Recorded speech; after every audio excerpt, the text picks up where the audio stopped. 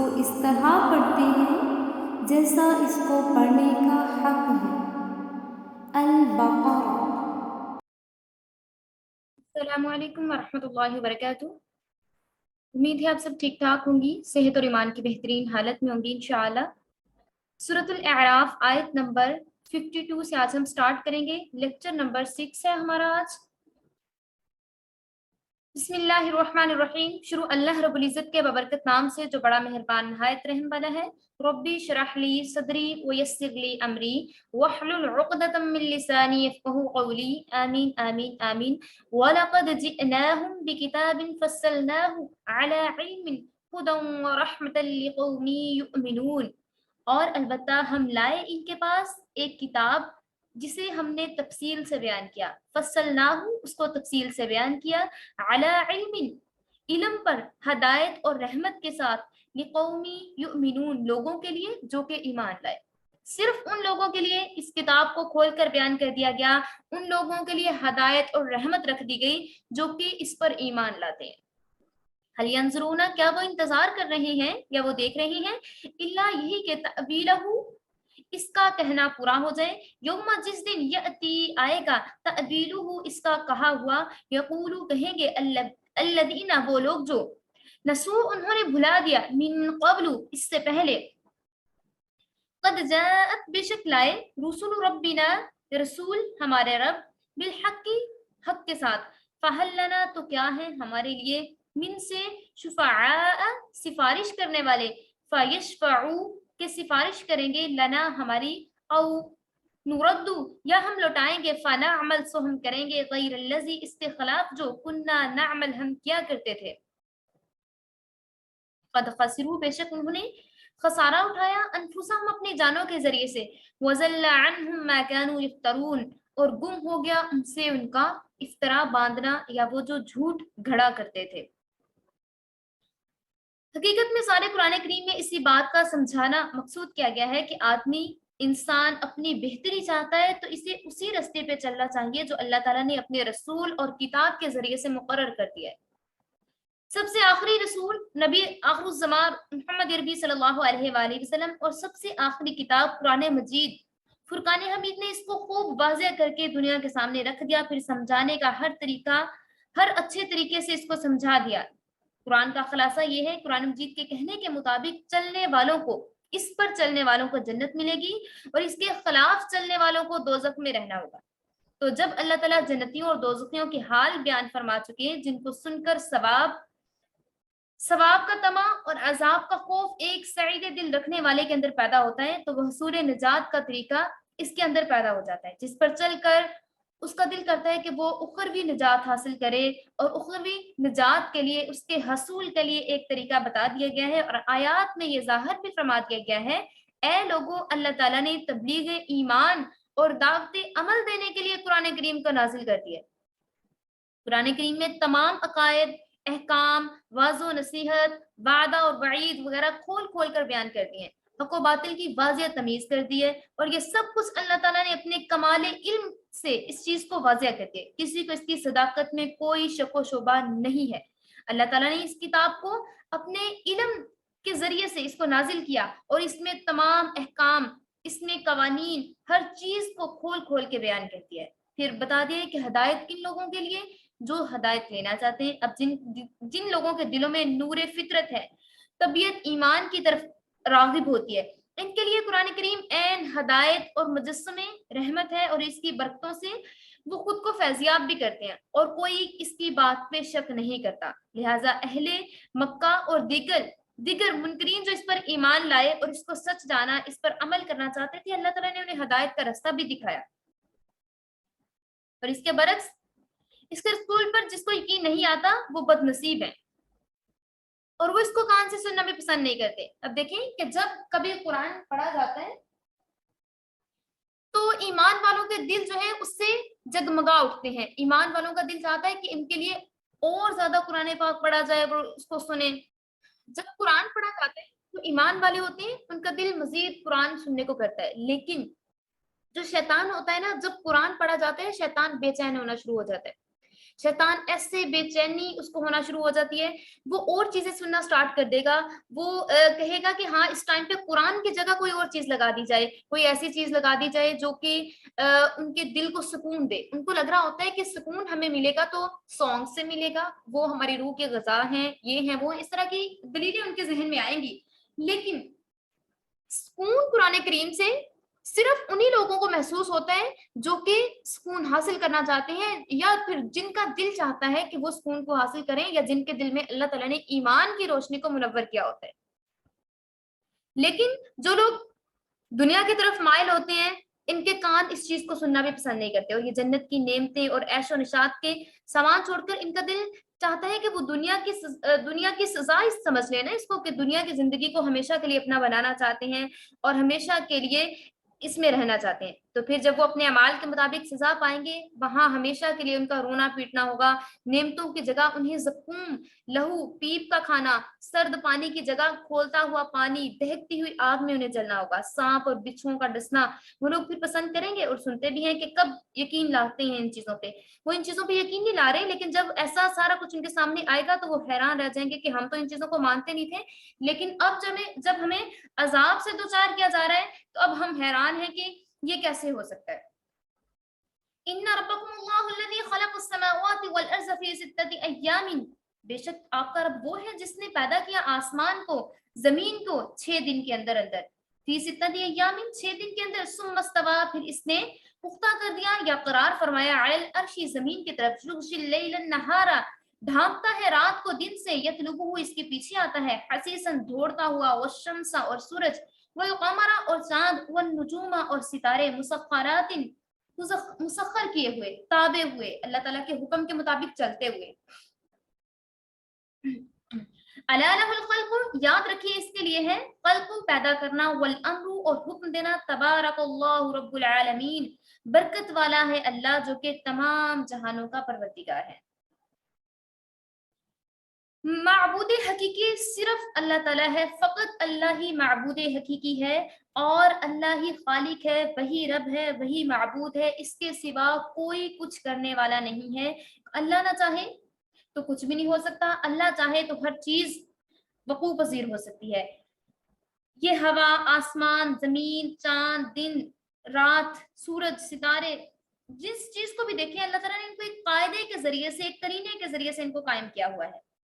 और इन सारी चीजों को बनाने वाला कौन है? अल्लाह ताला है, जिसने दिन को बना दिया, जिसने रात को बना दिया, जिसने इस आलम को बना दिया, जिसने पैदा किया आसमानों को, जमीन को। 6 दिन के अंदर अंदर अल्लाह ने इसको पैदा किया, फिर इस पे अर्श को कायम कर दिया। और अल्लाह ताला दिन को, रात को एक दूसरे के पीछे चलाने वाला है। अल्लाह ताला ऐसी तमाम चीजों को एक करीने के साथ चला रहा है जिसका हम तसव्वुर भी नहीं कर सकते। इंसानी आंख इन चीजों को देख नहीं सकती, मगर इसकी निशानियों को देखकर अकल से समझ सकते हैं। और वो ये जरूर है कि अल्लाह ने जिनको अकल दी हुई है वो इन चीजों को देखते हैं और समझते हैं। ये सारे आसमान और जमीन इसी के बनाए हुए हैं, और एक मुद्दत में बने और अपनी अपनी जगह पर कायम हुए। आसमान और जमीन की पैदाइश का वक्त क्या है? इस आयत में कुरान करीम में 6 जगह और भी बताया गया है कि ये सब आसमान और जमीन इतने वक्त में पैदा किए गए जो 6 दिन के बराबर था। अब मुख्तलिफ मुफस्सिरीन के इसके बारे में मुख्तलिफ इख्तिलाफात हैं। यहाँ आयत में 6 दिन से दुनिया की मिकदार के 6 दिन मुराद है, या आलमे गैब के 6 दिन मुराद है, जहाँ एक एक दिन 1000 बरस का है, जैसा कि सूरह हज में इरशाद फरमाया जा रहा है, व इन्ना यौमन इंद रब्बिका कअल्फि सनतिन मिम्मा तउद्दून, और हकीकत यह है कि तेरे रब के हाँ एक दिन 1000 साल के बराबर है, इससे जो तुम हिसाब लगाते हो, जो हिसाब लगा रहे हैं ना, वो 1000 साल के बराबर है। अब बाज मुफस्सिरीन ये कहते हैं कि यहाँ पे जो अल्लाह ताला ने फरमा दिया कि जमीन और आसमान, इन सब चीजों को जो अल्लाह ताला ने 6 दिन के अंदर पैदा किया है, तो ये 6 दिन से मुराद वो आलमी गैब के 6 दिन भी हो सकते हैं, जो कि एक दिन 1000 बरस का दिन है, 1000 साल का दिन है। ठीक है, बहरहाल मकसूद ये हुआ कि आसमान और जमीन दफ्तन बनाकर नहीं खड़े कर दिए गए, और शायद अव्वल इनका मादा पैदा फरमाया, फिर इन्हें अल्लाह ताला ने मुख्तलिफ अशकाल में मुंतकिल किया, हत्ता कि 6 दिन में जो दुनिया के हिसाब से आलम आखिरत के 6000 साल भी हो सकते हैं, अल्लाह ताला ने इन दिनों के अंदर इन तमाम चीजों को पैदा किया। आज भी इंसान, हैवानात, नबातात वगैरह की पैदाइश का सिलसिला जारी है। वल्लाहु अअलमु बिस्सवाब। इस आयत میں یہ بھی بتایا گیا ہے کہ جب اللہ تعالیٰ نے آسمان و زمین یعنی کل عالم کو پیدا فرما دیا تو خلق عالم کے بعد اللہ تعالیٰ نے عرش پر مستوی ہو گیا. آیت میں ثم استوى علی العرش، عرش پر جلوہ افروز ہو جانا یا ٹھہر جانا اس سے مطلب ہوا، اس سے مراد ہوا، جس کے مفہوم اور جو مطلب ہے وہ یہ نکلتے ہیں کہ اللہ تعالیٰ جو ہے اس سے انسانی حواس اس چیز کی پرسپشن نہیں کر سکتے، اس چیز کا ادراک نہیں کر سکتے کہ ہم اس چیز کے بارے میں سوچ نہیں سکتے کہ اللہ تعالیٰ نے کس طریقے سے اس پہ جلوہ افروز ہوئے.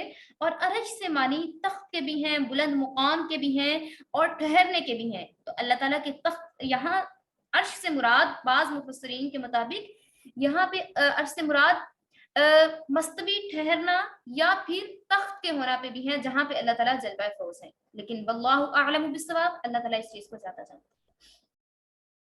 ادعوا ربکم تضرعا وخفیا انہ لا يحب المعتدین، اپنے رب کو پکاریے گڑ گڑا کے، عاجزی کے ساتھ، آہستہ آہستہ، بے شک وہ ان لوگوں کو دوست نہیں رکھتا جو حد سے زیادہ بڑھ جانے والے ہیں.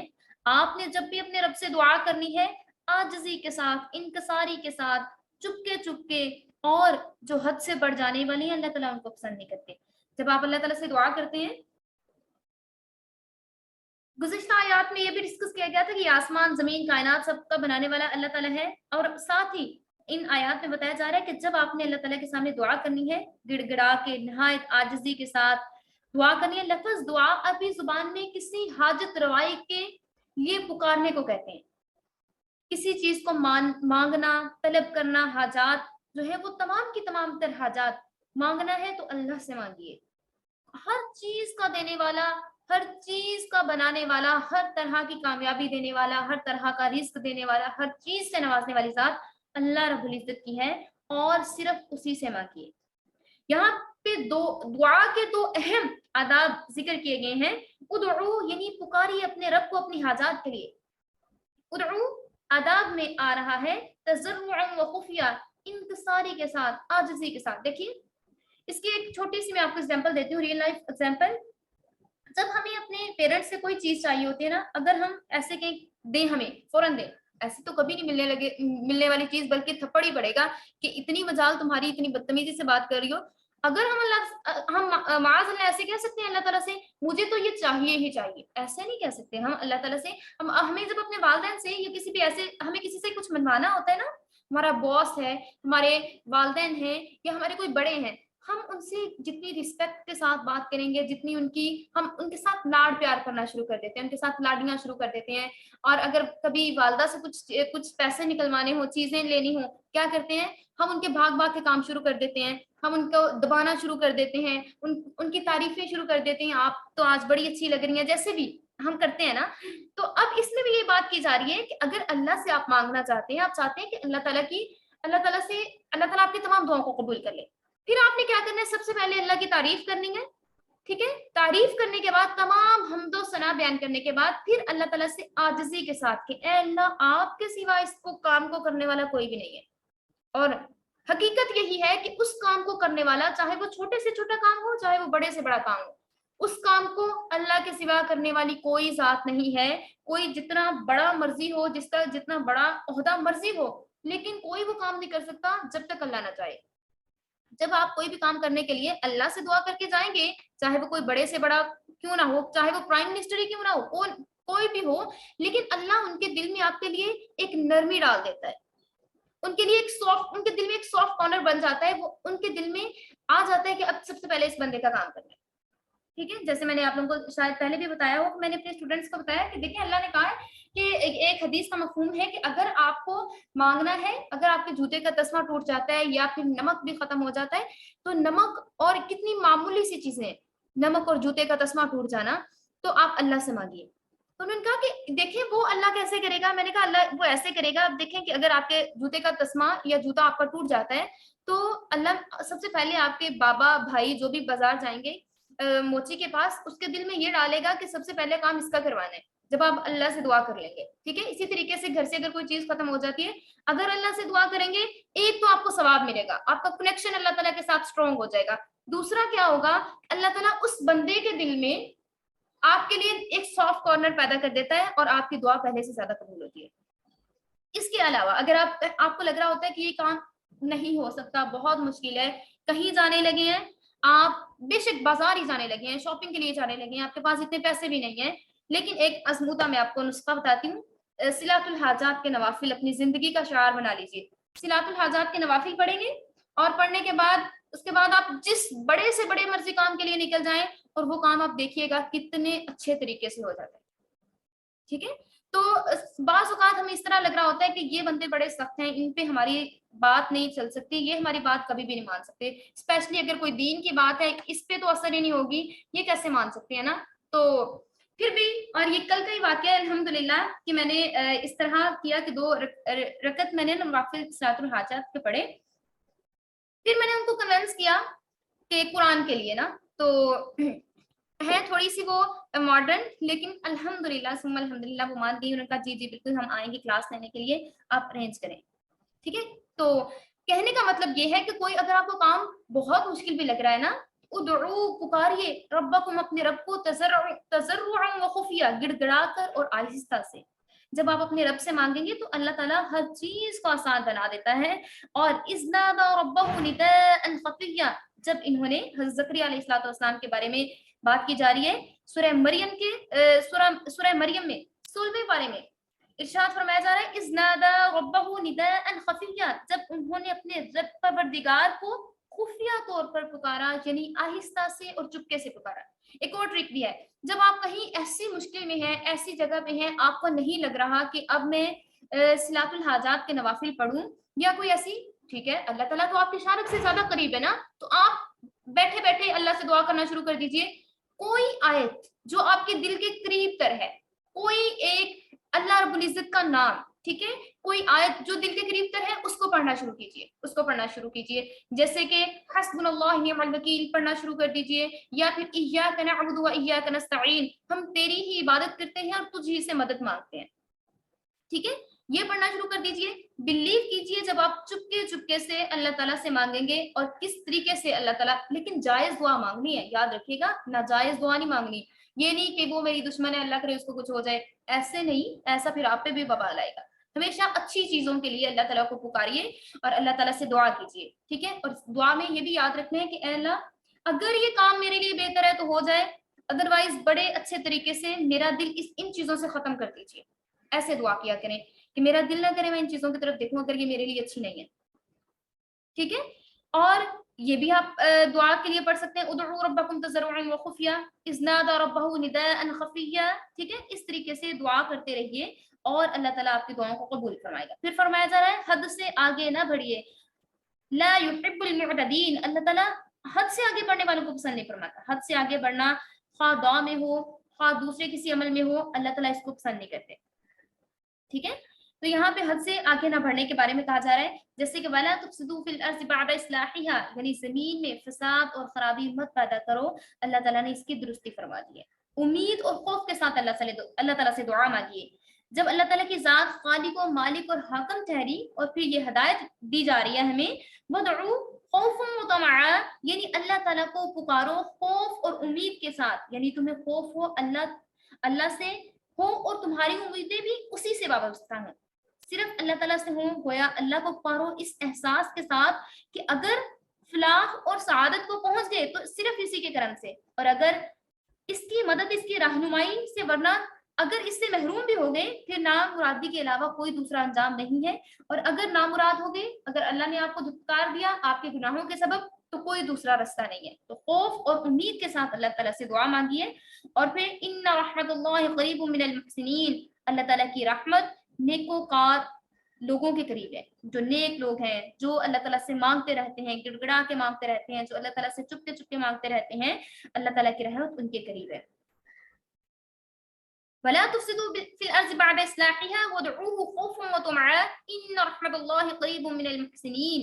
اور دنیا میں فساد نہ پھیلاؤ اصلاح کے بعد، اور پکارتے رہو اللہ تعالیٰ کو خوف اور امید کے ساتھ پکارتے رہو. بے شک اللہ تعالیٰ کی رحمت جو ہے نیکی کرنے والوں کے ساتھ، احسان کرنے والوں کے ساتھ ہے. وَهُوَ الَّذِي، وہ اللہ، یرسلو جو بھیجتا ہے، ریاح ہواؤں کو، بشرن خوشخبری دے کر. اللہ کون ہے؟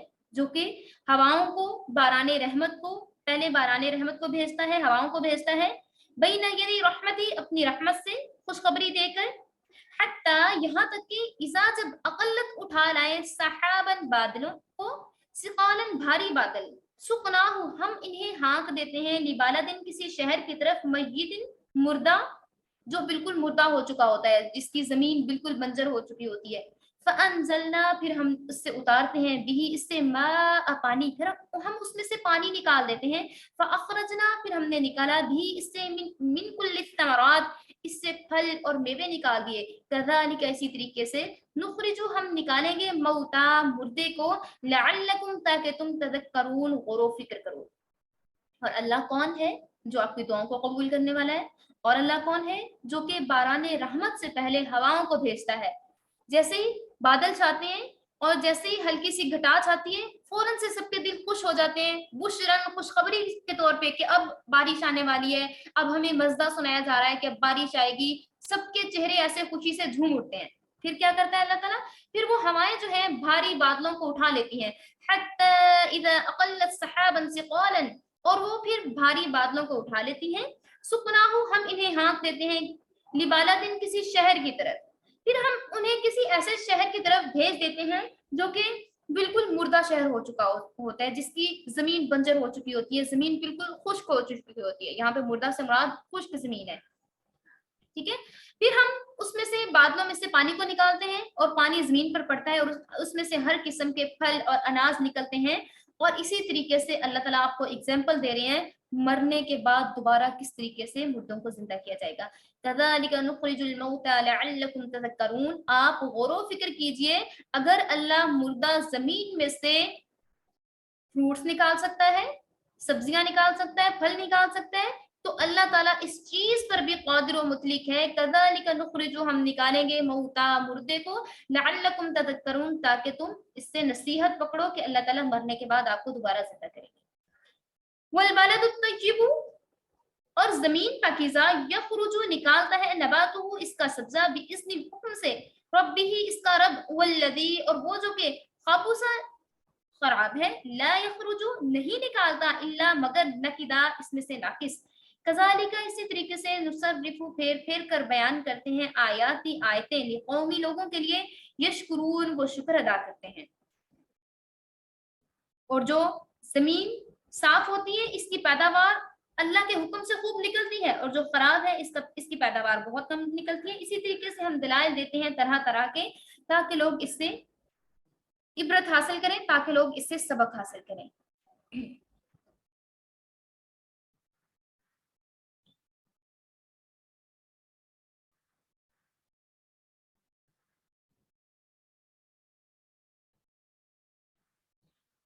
وآخر الدعوانا ان الحمد للہ رب العالمین، اللہ رب العزت سے دعا ہے جو پڑھا ہے اس پہ ہمیں صحیح سے عمل کرنے کی توفیق عطا فرمائے، اور اللہ تعالیٰ قرآنی ہدایات جو کہ مسئلے باران رحمت کے ہیں ان سے ہمارے دلوں کو زندہ فرما دے، اور ہماری روحوں کو سرسبز و شاداب فرما دے، اور ہمیں ایمان حقیقی، اپنی اطاعت و عبادت، حسن اخلاق، نیک سیرت کا حامل بنا دے، اور اللہ تعالیٰ ہمیں اپنی صلاحیتوں کو صحیح کاموں میں استعمال کرنے کی توفیق عطا فرمائے۔